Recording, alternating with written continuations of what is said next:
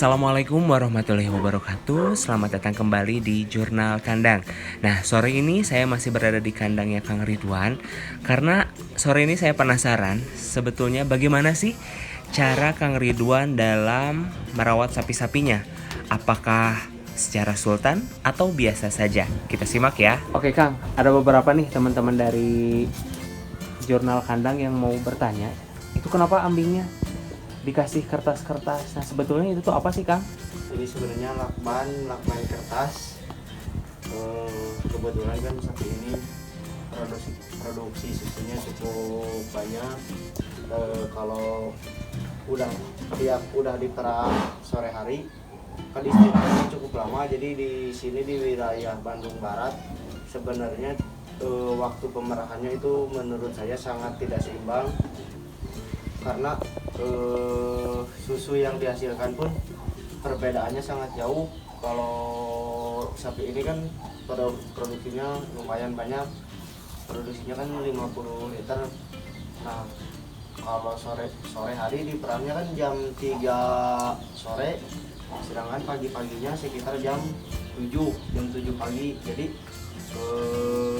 masa istirahatnya sapi itu tidak seimbang, jadi kebanyakan susunya yang diperah pagi-pagi. Kebetulan sapi ini nggak kuat nahan produksi susu yang pagi-pagi 30 liter kan. Kalau misalkan nggak ditutup pakai lakban, otomatis pas sapi rebahannya susunya bocor. Jadi saya daripada ya sayang gitu, lumayan kalau misalkan nggak dilakban kayak gini. Kalau dilakban produksi susu 30 liter pagi-paginya, kalau misalkan nggak dilakban 25 juga kurang, jadi lumayan lah Hilangnya ya? iya, hilangnya sekitar 5 liter. Dan fungsinya, dan begini nih, ada fungsinya juga buat mencegah mastitis. Kan kalau sapi misalkan rebahannya keluar susu, otomatis rentan mastitisnya lebih besar. Kan kalau misalkan rebahan malam-malam, si ininya kan kebuka si lubangnya, terus kan otomatis kalau malam banyak kotorannya, jadi banyak juga bakteri yang masuk ke puting susu. Kalau di lakban gini kan ininya juga terlindungi, si lubang putingnya tambah. Mana lubang putingnya? Ini Oh iya. terlindungi, tambah produksi susu juga terjaga, nggak ada yang kebuang gitu. Kalau sore mah nampung susu 20 liter Masih kuat ya masih dia. kuat. Tapi kalau sudah 30 liter dia nggak kuat. nggak kuat. Makanya dikasih lakban. Dan Iya. ternyata manfaat secara tidak langsung juga nih teman-teman. Jadi dia ini secara alamiah itu mencegah yang namanya mastitis. Apalagi kan kalau waktunya malam itu kita tidak bisa kontrol ya. Iya. Kalau siang kan mungkin ketika sapi itu buang kotoran kita bisa langsung bersihkan. Nah kalau malam-malam siapa pula nih yang mau datang ke kandang malam-malam ya? Jadi dilindungi sama lakban. Betul, karena mencegah lebih baik daripada mengobati Iya. ya. Mending kalau mastitisnya klinis ya. Kalau sudah sampai ke subklinis kan, wah Repot. udah manajemen jagal ya Kang ya. Iya. Oke, nah Kang, mungkin teman-teman di sini pun ada yang penasaran nih. Sebetulnya berat nggak sih gitu kan ya? Sesulit apa memelihara ataupun memiliki nih sapi yang satu ekornya bisa menghasilkan susu 50 liter. Nah, perawatan kesehariannya itu atau rutinitasnya itu seperti apa? Sebenarnya sih sama aja kalau misalkan perlakuannya ke sapi yang lain-lain juga. Seperti potong kuku kan harus rutin, harus dijaga. Soalnya kan kalau misalkan sapi muda juga kalau kukunya panjang-panjang kelihatannya jelek kayak sapi udah tua gitu. Apalagi yang udah lumayan tua, kalau misalkan telat aja potong kuku udah banyak sekali yang itunya bisa, kalau bahasa Sunda mah kadaprak, bisa juga keongeun. Kalau bahasa Sundanya mah, Kalau bahasa Indonesia mungkin kaki Aladin ya, Iya. kayak sepatu Aladin kayak gitu kan ya. Oh, keongeun. jadi sapi juga ada pedicure medicure ya? Iya.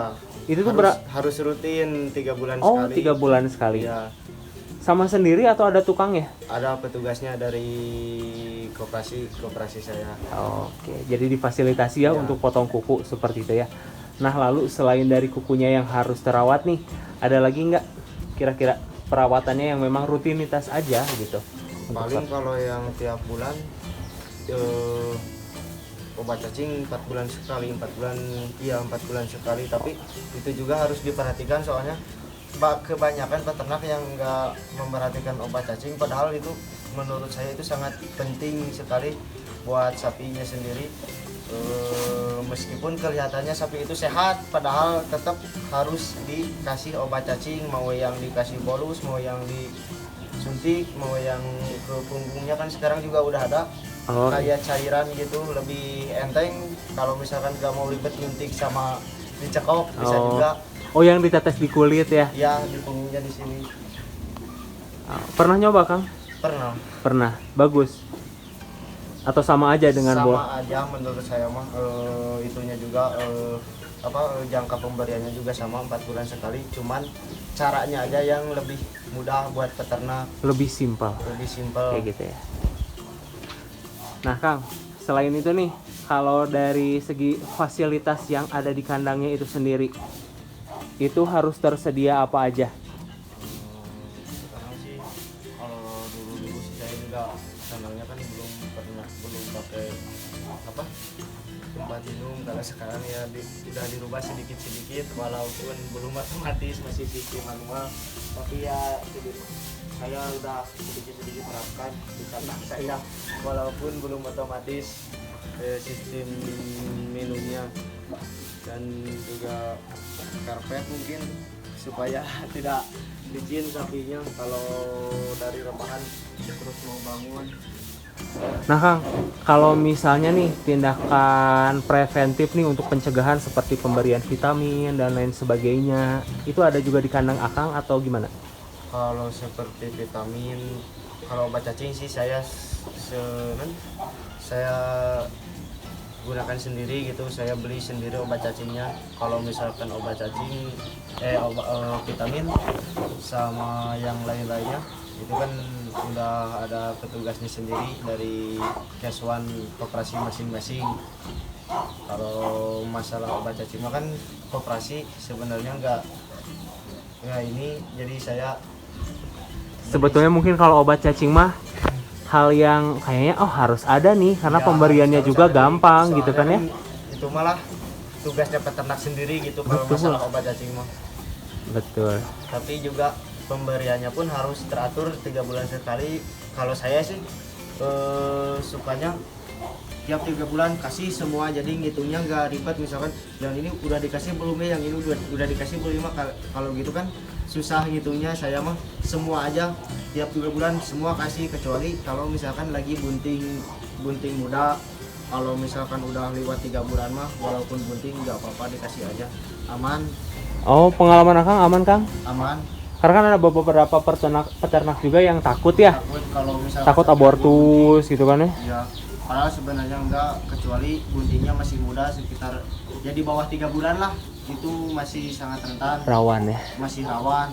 Kalau misalkan udah lewat 3 bulan mah alhamdulillah aman, saya juga sering coba. Padahal kalau misalkan sapi bunting dari 5 bulan menuju ke 9 bulan sebetulnya itu sangat bagus. Kalau misalkan sapi bunting dikasih obat cacing, jadi ngasih ke induknya, tapi efeknya anaknya di dalam juga merasakan.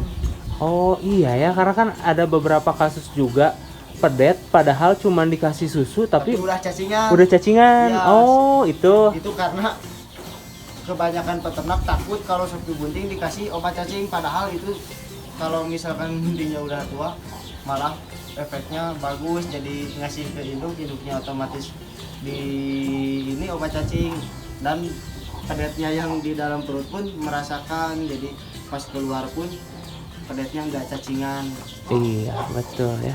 Oke Kang, mungkin sekarang pesan-pesan terakhir nih untuk para peternak ataupun subscribernya Jurnal Kandang, baik itu yang sudah senior dalam peternak ataupun masih pemula, kira-kira tipsnya apa Kang?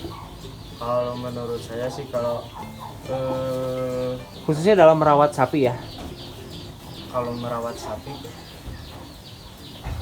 paling jangan disia-siakan lah, karena sapi itu sekarang, apalagi harga sapi sekarang ya sangat mahal. Jadi manfaatkanlah yang ada di kandang, diperlakukan sebaik-baiknya, jangan sampai kalau misalkan rubuh mah itu kan patokan dari atas ya, tapi kita harus bisa menjaganya supaya tidak terjadi gitu.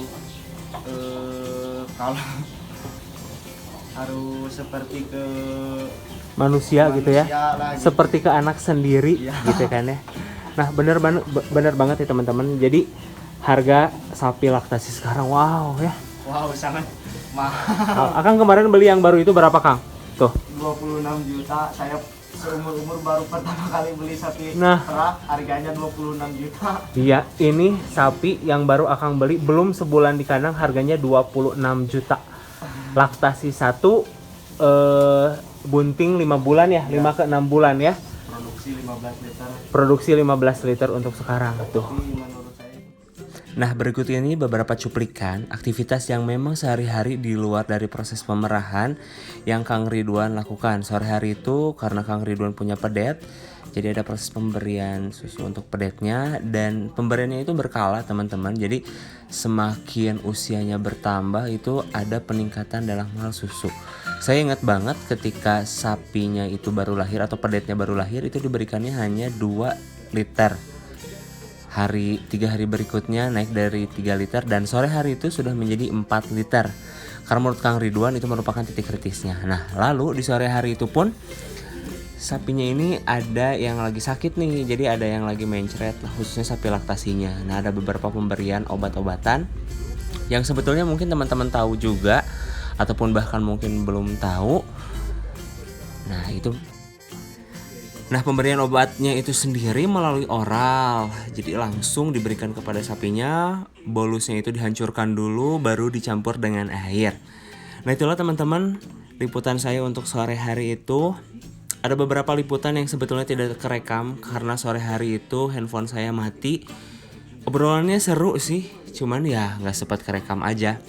Oke, tapi saya ucapkan terima kasih buat teman-teman yang sudah menyaksikan video ini. Dan jangan lupa untuk di-subscribe. Karena apa? Karena subscribe itu gratis, itu kata si Rafathar ya.